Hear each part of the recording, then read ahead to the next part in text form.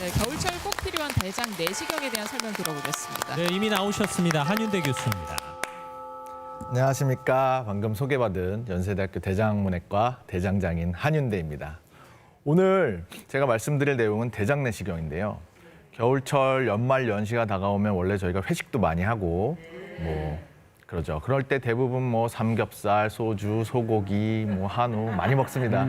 벌써부터 입맛 다시시는 것 같은데 이런 그 붉은 육류들은 사실 대장에 그렇게 좋지는 않습니다. 우리가 단백질 섭취를 위해서 필요는 하지만 대장암의 원인이 될 수 있기 때문에 그렇게 좋지는 않고요. 또 겨울철에 우리가 춥다 보니까 운동도 좀 못하고 혈액순환도 좀 떨어지다 보면 장 운동도 전반적으로 떨어질 수밖에 없고 변비가 있거나 이러신 분들은 더 심해집니다. 그래서 겨울철이 되면 항상 이렇게 대장, 이런 장들의 질환에 대해서 더 고민을 해야 되는데 그렇기 때문에 우리가 건강검진 이런 거 할 때 대장 내시경을 종종 사실 많이들 하고 계시죠. 그래서 오늘 제가 대장 내시경에 대해서 건강검진에서 이 역할에 대해서 한번 말씀을 드려보도록 하겠습니다. 저기 사진을 보시면 대장 내시경은 길게 생긴 내시경 입구에 카메라를 장착한 채로 항문으로 들어가서 직장 그리고 쭉 전반적인 결장을 돌아서 저 소장의 끝부분까지도 관찰할 수 있는 그런 검사인데요. 안에 집어넣고 정확한 그 점막들을 확인하기 위해서 안에 공기를 집어넣고 부풀려서 확인을 하게 됩니다. 그래서 주로 이런 부분에서 이제 수면, 비수면 이런 내장 내시경 방법이 있는데 한번 질문을 좀 해볼까요? 우리 최 반장님은 어떤 식으로 아니, 대장 내시경은 약간 민망한데 수면으로 받아야 되는 거 아니에요? 아, 대장 내시경도 비수면으로 하는 비수면 경우가 가능하죠? 있어요. 비수면으로 가능하죠. 비수면 가능한데 이제 통증이 있고 내가 방금 말씀하신 것처럼 좀 부끄럽고 네. 해서 수면으로 하시는 경우들이 왕왕 있는데요. 사실 비수면으로 하더라도 어느 정도 숙달된, 숙련된 전문의가 진행을 하고 제일 중요한 부분은 사실 이건데 내 그 장 상태에 따라서 장 상태라고 하면 장의 길이도 있고요. 이전에 수술을 받으신 분들은 장 유착이 생기는 경우가 있습니다. 그런 경우는 내시경이 들어가기가 좀 어렵기 때문에 그런 경우는 좀 어렵고 통증이 좀 생길 수 있지만 사실은 원활하게 잘 끝나면 비수면으로 하더라도 통증이 없을 수 있습니다. 아니, 저는 위 내시경은 비수면으로 해요. 뭐 한 2, 3분 트림만 참으면 그리고 그것도 신기해요. 위 내시경 검사 끝나고 바로 화면을 보면서 선생님이 설명해 주셔서 아주 유리한 점이 있는데 이게 이렇게 꾸불꾸불한 대장을 비수면으로 하면 이 꾸불꾸불한 길을 돌 때마다 그야말로 깜짝깜짝 놀래야 되는 수준의 통증이 오는 왜 거예요. 자꾸 상상하게 만드세요? 하신 거 아니에요? 네, 그래서 조금 힘들 수는 있고요. 공기가 들어가다 보면 이게 근처에 다른 장기나 이런 데를 누르고 보갑이 좀 올라가는 느낌이 생겨서 불편하실 수는 있습니다만 아주 오래 걸리지 않고 원활하게 잘 들어가는 경우는 크게 힘들지는 않습니다. 의사 선생님 말을 어디까지 믿어야 되는지. 너무 수월하게 말씀하셔가지고. 물론 그래도 항상 우리가 걱정이 있으면 수면으로 하시는 게 안전할 수도 있지만 편하실 수 있지만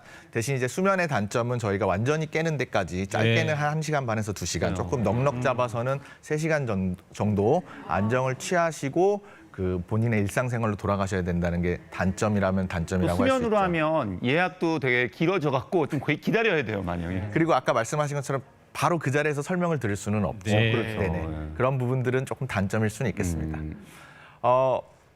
그럼에도 불구하고 어쨌든 통증을 조절하고 이럴 수 있음에도 불구하고 우리가 대장 내시경을 잘 안 하시려고 합니다. 위내시경은 하시는데 대장 내시경은 잘 안 하려고 하는 이유는 뭐 다들 아시겠지만 사전 준비 과정이 좀 어렵고 복잡해서 그렇습니다.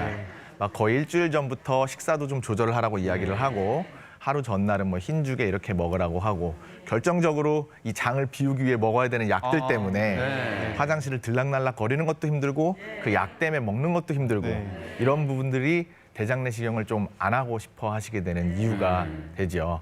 그렇지만 대장 내시경을 하지 않게 되면 결국은 아까 처음에 말씀드린 안 좋은 대장 질환들, 그리고 최악의 경우는 대장암 같은 경우들이 생길 수 있기 때문에 반드시 그럼에도 불구하고 하셔야 됩니다. 대장 내시경을 하게 되면 우리가 점막을 관찰하게 되는데 거기서 이제 다양한 질환들을 관찰할 수가 있습니다. 뭐 크게는 당연히 대장암을 발견할 수 있고요. 대장에 이제 일부가 이제 길이 움푹 패인 것처럼 약한 부분이 밖으로 튀어나와 있는 개실이라는 게 있고요.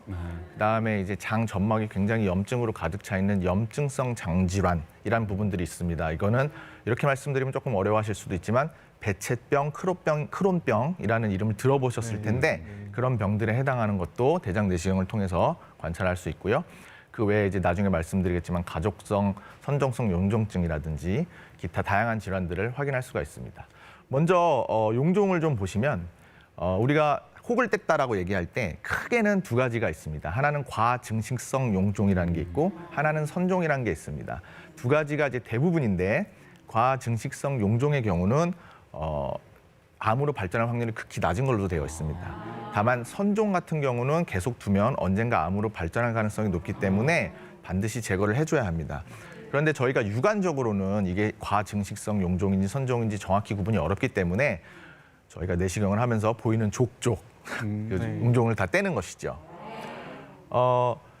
내시경을 보시면 지금 보시면 왼쪽에 있는 사진은 정상 대장입니다. 핑크빛이 옅게 있고 주변에 이제 모세혈관들이 가는 혈관들이 보이는데 오른쪽 보시면 암이 딱 누가 봐도 어떤 덩어리가 있고 저 건너편으로 보이는 터널 우리가 들어왔을 때 반대쪽 입구가 보이는데 저기는 전혀 보이지가 않죠. 그러다 보면 이게 우리가 항문에서 들어가서 관찰한 거기 때문에 변이 나오는 게 이제 막히거나 문제가 될 수 있습니다. 또한 다음 사진 보여주시면 저렇게 조그마한 용종은 한번 들어가서 뗄 수가 있는데 오른쪽 사진처럼 가족성 선종성 용종증은 적게는 수십 개, 수백 개에서 많게는 수천 개의 용종이 있기 때문에 직접 떼낼 수가 없습니다.